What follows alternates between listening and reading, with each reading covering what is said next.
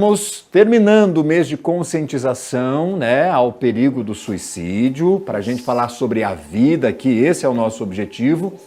E dando sequência a esse nosso compromisso, a gente vai falar sobre esquizofrenia com a psicóloga Elaine Veronese. Fiquei muito feliz que você aceitou o nosso convite. Tudo bem, Elaine? Muito feliz e honrada pelo convite mais uma vez. Seja bem-vinda. Muito obrigada. Esse tema aí, dá pano pra manga, não? Esquizofrenia. Dá pano pra manga, porque na verdade ele é pouco conhecido ainda, né? Muito confundido ainda com aquilo que era confundido no século XIX, que era a loucura. A loucura. Loucura. Então, assim, está sendo um pouco mais falado e é muito importante essa abertura, justamente por quê? Porque a gente vai esmiuçar o que é a esquizofrenia, tem tratamento, não tem tratamento, quando começa, e é bem importante falar sobre isso. E antes disso tem o preconceito que a gente precisa também abordar aqui, né, Elaine? Muito preconceito. Porque ele trava o tratamento. Trava o tratamento e o próprio paciente muitas vezes não consegue identificar com vergonha de estar falando para o terceiro que está sofrendo desses transtornos. Olha só. O que é esquizofrenia? É o que a gente começa aqui esse papo, é a pergunta que abre então essa sua participação. O que é esquizofrenia? A esquizofrenia, ela é bem mais falada a partir do século XIX, né? Onde os pesquisadores entenderam que não era só loucura, mas que era um transtorno psiquiátrico que poderia ser tratado e a amenização de sintomas era bastante importante. Então, esquizo vem de divisão e frenia vem de mente. Então, é o transtorno de mente dividida, onde as pessoas muitas vezes confundem essa vida real com distúrbios, com alucinações, com pensamentos que não condizem com a realidade. Então, é essa confusão entre o mundo imaginário e o mundo real. E de onde vem ou o que causa? Não sei nem se eu posso fazer essa pergunta, o que causa? Ela já vem com o indivíduo, o indivíduo adquire isso de alguma forma, por algum trauma? O que acontece? Sim. Muitos dos transtornos psiquiátricos a gente sabe que hoje vem de uma questão genética, mas que o meio também reforça a manifestação ou não. Então, é possível desenvolver? É possível desenvolver, sim, quando tem essa questão genética, né, e o ambiente é reforçador para isso, ou também não. Então, assim, muito da esquizofrenia ainda precisa ser estudado. Alguns pesquisadores falam desse problema com relação ao próprio hormônio dopamina, que tem uma baixa produção de dopamina, mas ainda não se sabe ao certo de onde vem a esquizofrenia. Mas dá pra gente entender de onde, como ela começa? Dá sim. E a gente fala muito do adolescente, né? A maioria dos transtornos psiquiátricos, eles dão início nos sintomas na adolescência. A esquizofrenia não é diferente. Então, lá no finalzinho da adolescência, no início da vida adulta, a gente já consegue perceber uns sintomas mais agravantes. Porém, alguns sintomas já são manifestados na própria infância. Como isolamento social, uma criança ou adolescente que embota sentimento. Então, é um momento de muita alegria, ele não consegue expressar essa alegria. Um momento de que seria muita tristeza, também não consegue manifestar essa tristeza. Esse isolamento, principalmente, então a gente já começa a ficar de olho. Final da adolescência, início da vida adulta, é onde muitas vezes manifesta a esquizofrenia. Mas é confuso, porque a depressão também pode, né, seguir para esse caminho também. Aí eu estou falando de sintomas. Sim. Que tipo de outro sintoma a gente pode observar, pode ficar atento? Isso. Alucinações. Independentemente de idade, viu, Elaine? Isso. Alucinações nos órgãos de sentido. Por exemplo, vozes, você começa a ouvir vozes, sentir cheiros, ter alucinações visuais, sentidos, nos próprios sentidos. Muitos pacientes relatam que começam a sentir bichos andando pelo corpo.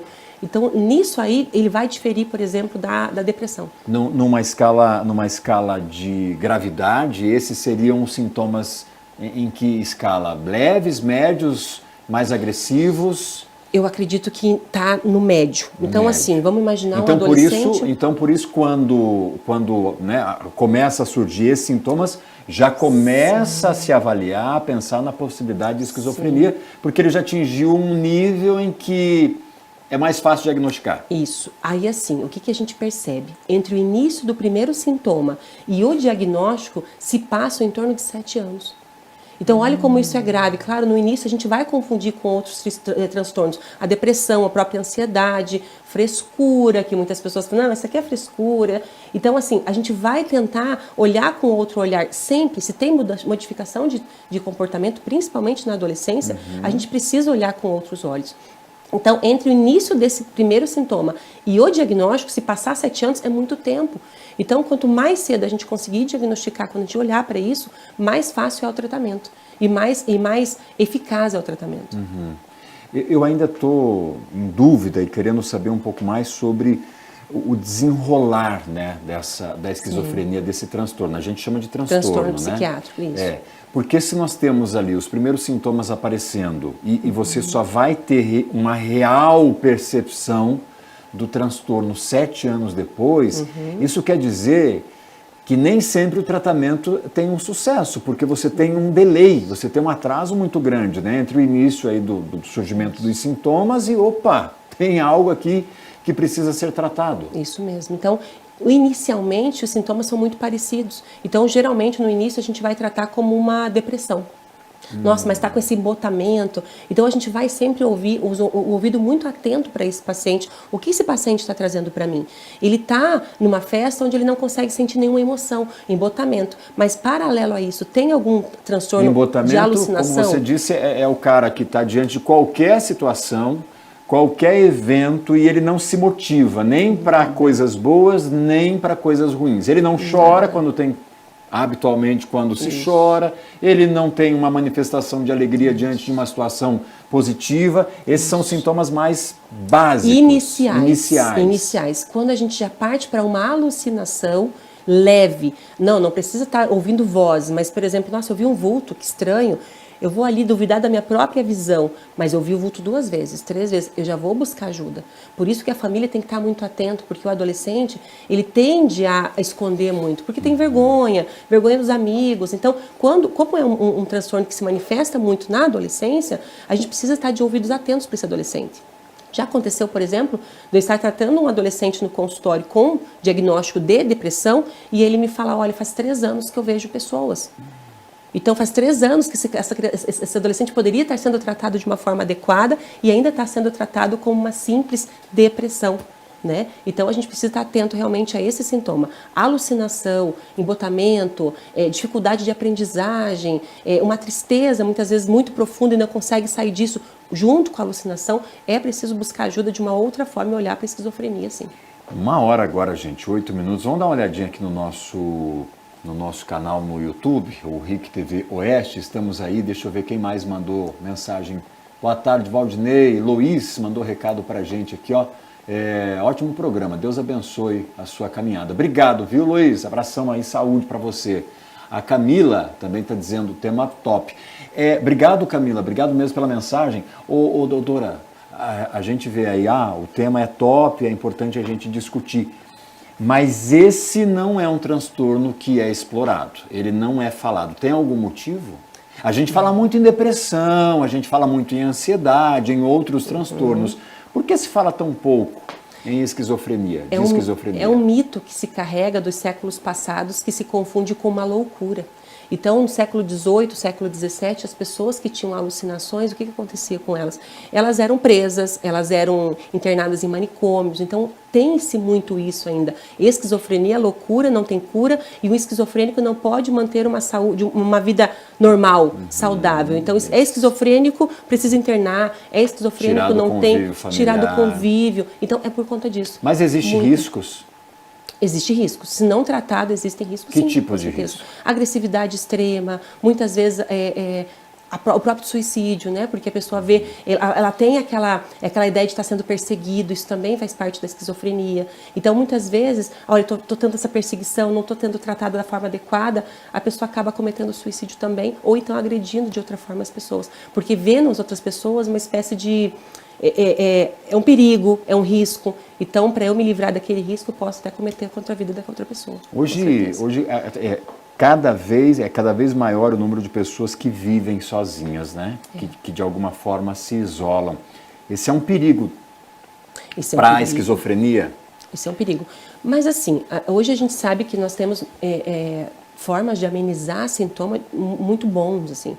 Existem medicações muito boas, né, que fazem com que os sintomas sejam muito a menos e a pessoa consiga ter uma vida normal, né, morar sozinho, inclusive, né. Lógico, se a gente sempre vai olhar para a idade da pessoa também, né.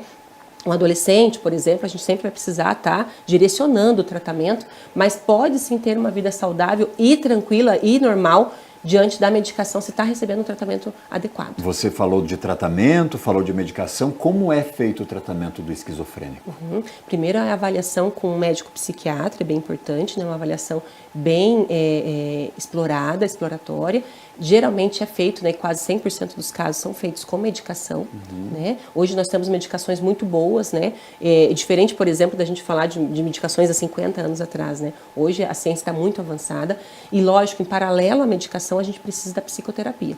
Então, a psicoterapia cognitiva... Ele é assistido pelo psiquiatra, a administração de remédios, e ele precisa do psicólogo. Precisa do psicólogo. Então, por quê? A psicologia hoje cognitiva comportamental, que é uma das abordagens da psicologia, ela tem se mostrado muito eficaz no tratamento da esquizofrenia. Por quê? Eu vou auxiliar esse paciente a identificar os próprios gatilhos que podem condicionar uma crise. Então, mesmo medicado, diante de um gatilho, o paciente pode estar dando a volta por cima quando ele aprende a lidar com o próprio sintoma e aceita a doença, aceita o transtorno. Porque muitas vezes a gente, quando não aceita alguma situação, a gente acaba até burlando o tratamento. Mas o psicólogo vai ajudar esse paciente a entender um pouco mais do transtorno e auxiliá-lo, né, nessa busca aí pela estabilidade. O papel da família é indispensável também, o meio em que se vive. As pessoas, elas conseguem ter uma rotina normal, as pessoas que têm, né, foram diagnosticadas com o transtorno de esquizofrenia, e elas conseguem ter uma rotina normal, trabalhar, manter casa, família? Conseguem sim. Vários pacientes, né, eles têm esse uso medicamentoso, essa terapia, fazem esportes, mantêm passeios com as famílias de forma tranquila, normal, desde que, né, sempre assistido pelo médico, por um psicólogo. Ok. Tem mensagem, tem pergunta, é isso? 1h13 agora, deixa eu voltar ali. Essa última aqui, as drogas podem influenciar a desencadear um caso de esquizofrenia, doutor? Boa essa pergunta. Pode sim. A maconha, geralmente, né, é um indício, né, um caminho, e o uso de bebida alcoólica também. O álcool? O álcool também. Se eu tenho uma predisposição genética, o uso exagerado do álcool pode desencadear a esquizofrenia. Qual a recomendação, então, para quem já tem alguém na família que apresentou algum quadro de esquizofrenia, então, doutora? Sim. No sentido de se observar, obviamente, pela possibilidade de desenvolver. Busca atendimento. Muitas vezes o próprio paciente se nega a buscar o atendimento ou ir até um psiquiatra, um psicólogo para ser consultado, mas busque você então. Né? Se a família tem uma pessoa ali, um ente que está manifestando alguns sintomas, busque você acompanhamento, um auxílio, uma orientação para que possa ajudar esse familiar então. A gente tem perguntado sempre os especialistas que vêm aqui, aliás, somos muito gratos à participação de cada um deles, porque foi tão rica, né, está sendo tão rico esse período que a gente está vivendo aqui e podendo conversar com esses profissionais da psicologia, da psiquiatria, sobre transtorno, sobre emoção, enfim, sobre a mente, de sempre termos uma orientação, uma dica e assim poder tratar abertamente, falar sem nenhum tipo de preconceito e numa linguagem muito mais acessível. E aí a gente se questiona também como é o tratamento fora desse universo privado, né? O que nós temos em termos de saúde pública para acolher aos esquizofrênicos, principalmente agora, depois da pandemia, em que estudos também mostram que o número de pessoas diagnosticadas com esquizofrenia também tem crescido. Nós vamos falar de Cascavel, né, que é a nossa cidade aqui. Nós temos, então, a rede de saúde mental de Cascavel, ela é muito atuante. Então, assim, não precisa buscar necessariamente o atendimento particular. Hoje nós temos atendimento público que tratam igualmente a esquizofrenia de uma forma muito respeitosa, inclusive, né? Nós temos o CAPSI, por exemplo, que é um serviço que atende adolescentes, né? Que fazem também, que tem também manifestações de esquizofrenia que também são tratados com muito respeito, com muito cuidado. Então, hoje a gente tem em Cascavel uma rede muito boa de saúde mental que pode, sim, fazer esse tratamento, esse acompanhamento do paciente. Percebi na tua fala que a senhora fala bastante sobre adolescentes, jovens. Tem algum motivo especial ou não? Tem, porque a resistência para tratamento do adolescente ele é maior. né? E muitas vezes a gente olha para o adolescente com uma falta desse respeito que precisa ter, porque a gente fala muito de, não, é frescura, não quer estudar porque fase, não quer, vai passar essa fase, e não. Então, esse olhar para essa adolescência, ela precisa existir de uma forma respeitosa. Então, se o adolescente está apresentando é preguiça de ir para a escola, não está aprendendo porque não quer, preste atenção no teu adolescente. O adolescente, ele precisa desse cuidado, ele precisa desse olhar. E nessa adolescência, como muitas vezes os sintomas aparecem ali no finalzinho da adolescência, a gente precisa olhar para isso com mais cuidado. E muitas vezes as pessoas adultas que eu recebo... com a chance maior de tratamento, né, doutora, muito, de equilíbrio desse transtorno. Muitos. Quanto mais cedo a gente diagnosticar, quanto mais cedo a gente acompanhar, mais sucesso a gente vai ter na vida futura. A gente tem mais participações aqui pelo YouTube. A Joelma mandou recado, minha pergunta é hereditário? Já falou sobre isso, a grande chance, né? Sim, a grande chance, a questão genética, ela sempre não está é presente. Não é regra. O ambiente, ele é mais motivacional que a própria genética. Outra participação aqui da Viviane Gali, boa tarde, que excelente semana que tivemos e sempre temos dúvidas para você explicar melhor. Gratidão. Valeu, Vivi, abração aí, obrigado pela companhia. A Joelma também está dizendo muito bom o tema. Bacana que as pessoas entenderam, né, a dinâmica dessa entrevista e que, subiu mais uma ali, a Neia. Tem um caso na família, o meu pai tem irmão com essa doença e na minha família ainda não aceitam que ela é doente. Creio que por vergonha, é o preconceito que a gente estava falando agora há pouco, né, doutora? E desde criança eu já via o que a doutora falou sobre isolamento. Essa é uma das características. E a questão de mau desempenho escolar, junto, é um agregado de sintomas. Então, fiquem de olho, né? Não estigmatize, não rotule, não subestime, porque pode ser uma questão muito séria, realmente, e precisa ser tratado, precisa ser olhado. Olha, eu fiquei muito feliz com a tua participação, de verdade. Assim, acho que a gente fechou muito bem a semana, falando sobre um tema tão importante, né? E se a gente puder ajudar uma pessoa que seja, com esse bate-papo aqui, ó, já cumprimos com o nosso papel. Parabéns pela abertura por esse tema, essa semana toda, né? Foi maravilhosa. E eu acredito que quanto mais a gente fala sobre isso, mais a gente normaliza tudo, né? A neurodiversidade, ela existe, gente. As pessoas são neurodiversas e que bom que nós somos diferentes, né? E vamos tratar dessa diversidade de uma forma respeitosa. Respeitosa, com carinho e acolhimento. Isso doutora, mesmo. Muitíssimo obrigado. Eu que agradeço. Bom fim de semana. Pra você também. E vai almoçar, que eu sei que não comeu ainda. Tá bom. Agora 1h18, 1h18, aqui na 2 agora.